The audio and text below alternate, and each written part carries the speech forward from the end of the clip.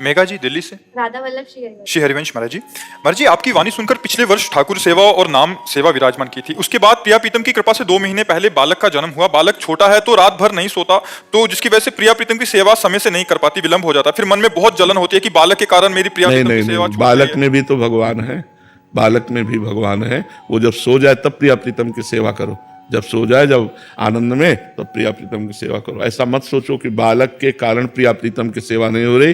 प्रिया प्रीतम बालक के रूप में आए हैं। हमको ये मानना है कि हमारे पुत्र के रूप में भगवान सब में है ना, तो उस बाल रूप में भी तो भगवान है। उसका दुलार करो, उनमें भावना करो। उसको दूध पिला रहे, उसको हंसा रहे, उसको खिला रहे, तो अपने भगवान को ही तो दुलार करें। भगवान के बिना कुछ है ही नहीं, तो हम वहीं भगवत भावना कर लें। हम लाडली लाल को केवल मंदिर में मानते हैं, क्या अपने बालक के हृदय में लाडली लाल को नहीं देख सकते? देखना चाहिए। हम गृहस्थी में यही कहते हैं कि आप पूजा तब करो जब आपके बच्चों का भोजन हो जाए, जब पति के ऑफिस जाने का टिफिन तैयार हो जाए, तब आप पूजा करो। ये नहीं कि सुबह से पूजा में बैठ गए, उसको ऑफिस जाना है, अब ऑफिस जाने के लिए टिफिन नहीं तैयार है, लड़के को स्कूल जाना है, वो चिल्ला रहा है, बोले रुको अब 2 घंटे तुम अगरबत्ती हो पूजा। ये सब गृहस्थी में नहीं। गृहस्थी में पहले परिवार की रूपी भगवान की पूजा करो, फिर समय मिले तब बढ़िया घंटा 2 घंटा टीवी ना देखो, फिर पूजा करो, तब तो पूजा तुम्हारी सही है। अब सुबह से पूजा में बैठ गए और परिवार का सब कार्यक्रम बिगड़ रहा है, तो हमें लगता है गृहस्थी में ऐसी पूजा नहीं करनी चाहिए। गृहस्थी में समयानुकूल पूजा की जाती है। जब समय मिला तब पूजा कर ली, नहीं तो राधा राधा राधा